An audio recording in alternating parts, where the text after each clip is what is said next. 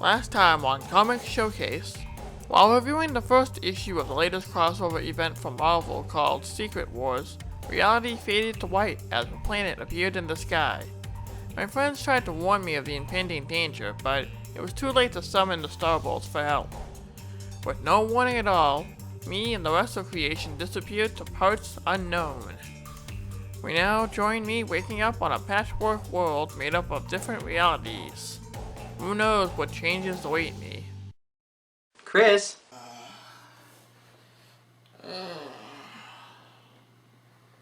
Chris? Did anyone get the number of that world-ending truck that hit me? Chris, dude, are you alright? Daffy? Why are you dressed up? Dude, you know I always dress like this when I go to the studio. I was just going to check on you before I went to film the 500th episode. Then I wanted to invite you to Comic-Con. I'm fine. Wait, studio? Yeah, Daffy Reviews has his own studio now. You were just here last week helping me film a crossover with Nash. We were talking about how good humanity is nowadays. Nash talks about the best in humanity? What?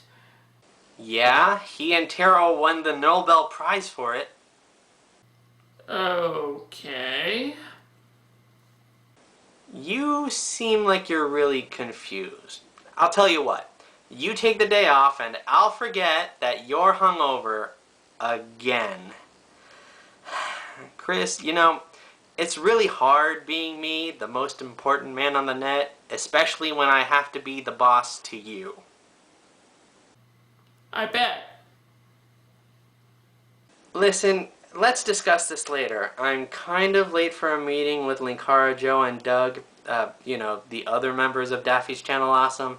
You relax, you read a comic that I left for you, and I'll check in on you later, okay? See ya. Daffy's meeting with Doug? Weird.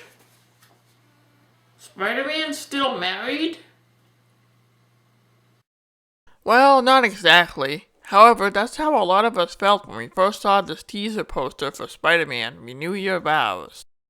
We all thought that finally the mess from one more day and one moment in time was behind us. Spider-Man's deal with Mephisto would be gone, and I, for one, would be a lot happier reading the adventures of the Wallcrawler. According to the picture, Spidey would once again be married to Mary Jane, and had a kid who wasn't May Parker, the Spider-Girl from the Marvel 2 universe. Huh. Well, you win some, you lose some, I guess. The teaser was included with a ton of other teaser posters advertising the 2015 Marvel crossover event, Secret Wars. Spider-Man Renew Your Vows was supposed to take place on the patchwork world of Battleworld, a world made up of different realities that no longer exist and have fused together in the wake of the company-wide crossover event's first issue, which saw the end of both the regular Marvel Universe and the Ultimate Universe. And suddenly I show up in some weird alternate reality. Still, I suppose it could have been worse. I could have showed up in the Heroes Reborn universe or something. The fact that this was going to be an alternate reality tale disappointed me a bit. I was really hoping for some kind of end to the madness. The writer for the comic, Dan Slott, has said that this comic is, quote, the story that Spidey fans have been waiting for. Basically, he was saying, you all wanted a married Spidey again, huh? Well, here's your chance to have the story you were all begging for. That's not an exact quote of anything. That's just a general idea, though. Fans like me wanted Spidey married again ever since One More Day, and I guess the alternate reality tale would show us what could have been had the deal never happened. So, is Spider-Man Renew Your Vows #1 the Spidey story we've all been clamoring for since One More Day? Let's take a look and find out. Right away I can tell you I like this cover. It's a homage of sorts to the comic Peter and Mary Jane were married in, Amazing Spider-Man Annual 21. This cover is a sequel to that as it shows Peter, MJ, and a cute Ginger who isn't Mayday Parker, no matter how hard I wish it was. Our story opens with pictures of the Parker family over the years. We see Peter and MJ at their wedding, Aunt May and the baby being born. It's like the first few seconds of an 80s sitcom intro. I half expect to see a Miller Boyette production show up on screen here, and I really need to keep my mouth shut. We pull away from the pictures to see Peter and MJ talking while Pete's working on his web shooters. It seems like there was a rough night of crime fighting last night in this alternate reality New York. They banter a bit, as married couples often do, and actually it reminds me of the time Pete and MJ bantered before. Stay focused, Chris. Stay focused. Gotta talk about this comic. Peter levels with MJ and tells her that he's been dealing with a lot of other heroes' rogues lately. She says that they should pick up his slack since he's married and has a kid, who, by the way, is named Annie. MJ also says that it may be time for him to show less Spidey at home and more Peter Parker. At the Daily Bugle, Pete arrives with news that he has pics of Spidey taking on other people's baddies. Robbie Robertson says that Peter needs to settle down as something horrible has happened. Rumor has it that New York's heroes are vanishing. Holy Watchman, Batman! Shh! I'm really gonna stop doing that. Okay, it looks like Robbie was putting it mildly, as Ben Urich here says that costume vigilantes like Moon Knight, the Punisher, and some kid named Night Thrasher are turning up dead. Ah, Night Thrasher. Even in another reality, you can't catch a break, can you? Other heroes such as Iron Fist and Daredevil are nowhere to be found. Wow, this comic really is turning into the Watchmen, and I'm only a few pages in. Is Rorschach gonna show up now? Spidey soon arrives at Avengers Mansion to talk to his fellow heroes about the strange goings-on, and Jarvis tells him that the others who were still around were expecting him. Let's see who these others are, shall we? Wow, I see Firestar, Nova, and Nita from the New Warriors hanging out with Earth's Mightiest again. Comic, you're killing me. Captain America explains the situation, and I'm wondering why the A is on his chest and a star is on his forehead. Odd costume choice there, Cap. Cap is explaining that there's a troubling turn of events. Non-powered members of the superhero community have been killed, and contact has been lost with the X-Men. This comic is taking a dark turn. Peter asks why he wasn't notified about what's going on, and Tony here says that he's a hard man to pin down, and not much of a team player. Ouch. Tony, you guys are like all that's left of the heroes. You'd think you'd be nicer. Spidey retorts by saying his loner days are over since he's married, and Tony says, "Hey, if you want, you guys can stay over here." Okay, how much do I bet he wants to check out MJ? No takers? Yeah, I thought that was a safe bet too, yeah. In the end, he says it could blow his secret identity, and Tony says that the secret identity thing was the only thing keeping him from being an Avenger. And now he's back to jerk mode. God, in every universe, Tony Stark must be a colossal jerk. Spidey calls MJ to see if it's okay to hang out with Earth's Mightiest until this mess blows over. She says it's a huge step, and their conversation is interrupted by a knock at the door. If you've seen any horror movies, I'm sure you know what's coming. Cap continues with the briefing until Hawkeye interrupts with an important message. There has been a breakout at Rikers Island, and he and Mockingbird need backup. Cap says he and the others will deal with the escapees later, and that some guy named Roman is the bigger threat. Because these two things can't possibly be connected. Wait, Hawkeye and Mockingbird both have no special powers to speak of, so why don't you go rush to their aid, Cap? Change it to something less ridiculous and, Avengers Assemble. Spidey, on the other hand, hears his uncle's voice in his head. With great power, there must also come great responsibility. He worries about the escapees, and one possible escapee worries the webheads greatly.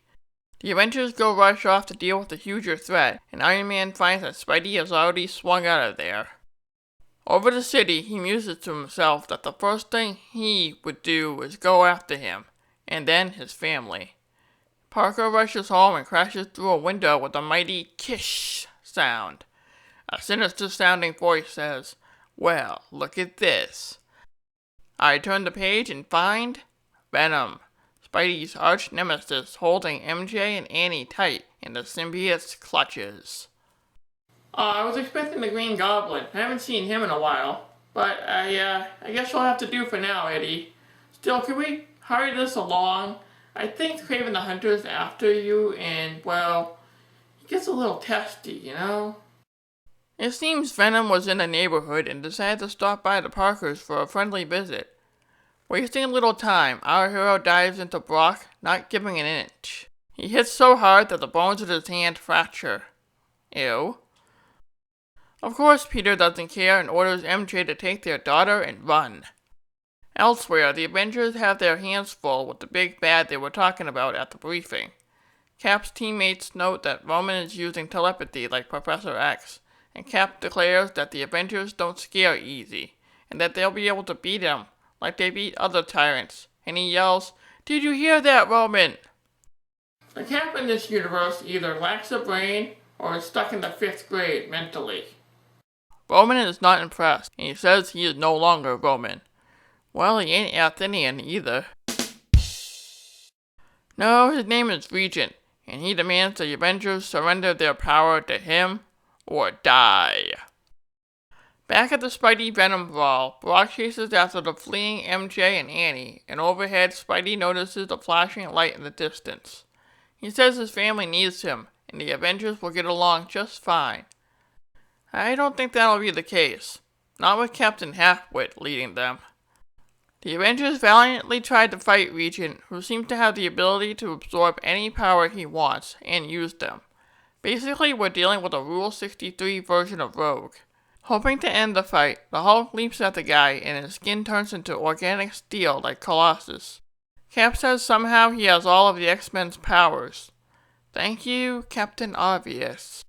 Regent gloats and says that he does indeed have all of their powers, and will harvest the rest of them because the age of Regent is coming, and the age of heroes is at an end. Eep. I wonder what Spidey's up to. MJ gets scolded by a bunch of EMTs near a fire, and they wonder what kind of mother would run into one. She replies, one who is trying to protect her baby from that. And with a huge thud, Venom arrives on the scene. Venom says that there is nowhere left to go, and nothing you can do now but scream. MJ says, "You first," and turns on the truck sirens. I miss you, Mary Jane. Since one of Venom's weaknesses is intense sonic blast, Venom is distracted and is kicked by Spidey into the fire, the other weakness the symbiote has. Spidey continues pounding on Brock and again refuses to let up. The sound of Annie's crying keeps Parker going, and Brock gloats by saying that while Pete knows how to hurt him, Brock knows how to hurt Pete. The baby, he says, makes him vulnerable. Uh-oh. Venom threatens the child, and of course this only angers the wall crawler more. Outside, MJ asks the fire chief if anyone's inside. The chief says it's all clear. MJ calls to Pete and says that he and Venom are the only ones inside. Peter gets the hint, and Venom asks for pointers sometimes since he is beating him so badly. Peter says, "Never again," and moves the support beam, something Eddie says Spider-Man would never do. The building comes down and our hero emerges from the rubble. MJ asks if Venom is dead, and Pete says he did what he had to do. A hand emerges from the rubble, and the symbiote dies. A narration reads that was the day the Avengers and every last hero died. Even Spider-Man. In fact, it wasn't really Spidey at the end. It was just Peter Parker in a silly red and blue suit. That day, Peter learned what trumped great responsibility and great power. As Pete narrates, the Vulture steals some lady's purse and he isn't even flinching. Anyway, it's clearly sometime later and Annie's a little bit older now. Peter closes this comic by saying it's not a perfect world, but now he looks after his and his own, and that's good enough. He walks off and we see that Regent has taken over the small corner of Battle World. I'm sure he's gonna eat those words later in the series. Let's take a closer look at Spider-Man Renew Your Vows #1. So, is this the Spider-Man story we've all been clamoring for since One More Day and One Moment in Time? Is this the Peter Parker we wanted to see married to MJ and still have amazing adventures? It's hard to say, to be honest. As much as I love Spidey taking responsibility for his actions, I don't like that it takes the death of countless supers to make Spidey become an adult, for lack of a better word. I do like that this story brings Mary Jane back into Peter's life, and she helps out the wall crawler as she's always done. That's the Mary Jane Watson Parker I've always enjoyed reading. And hey, it gives Peter someone to talk to about his heroic daring do, so props for that.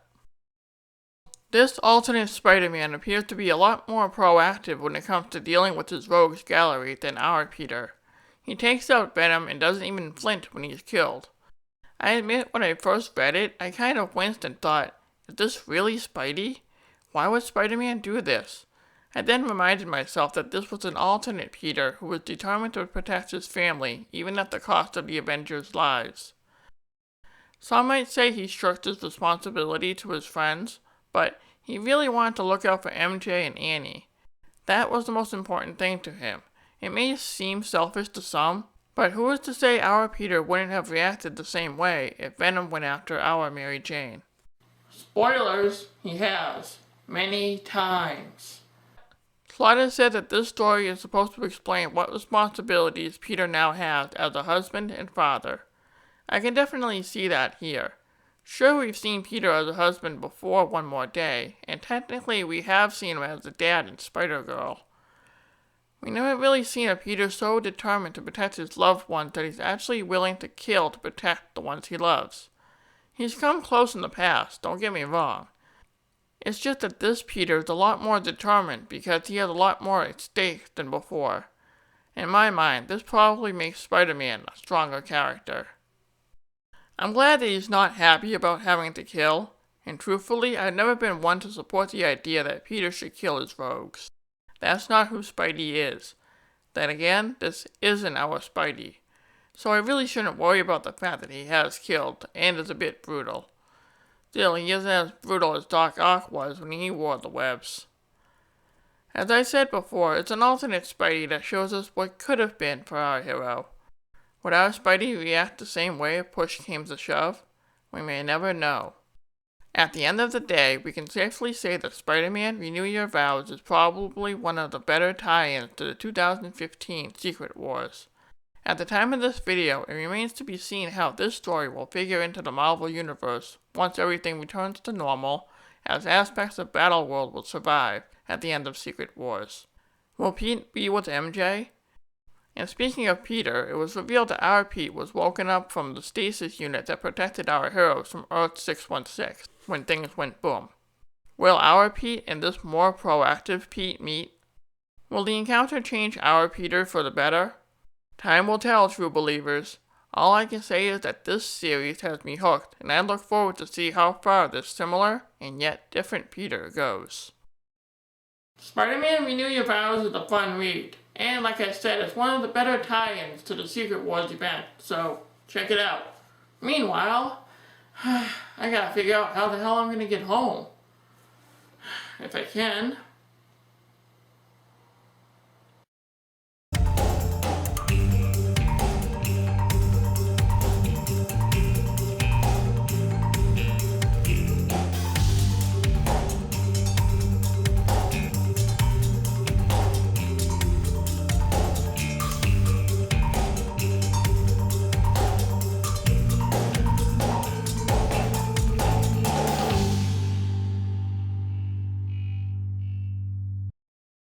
I was expecting the Green Goblin. I haven't seen him in a while.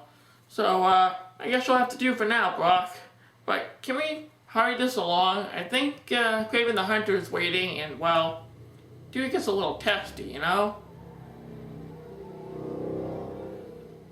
So there's a motorcycle driving down the street.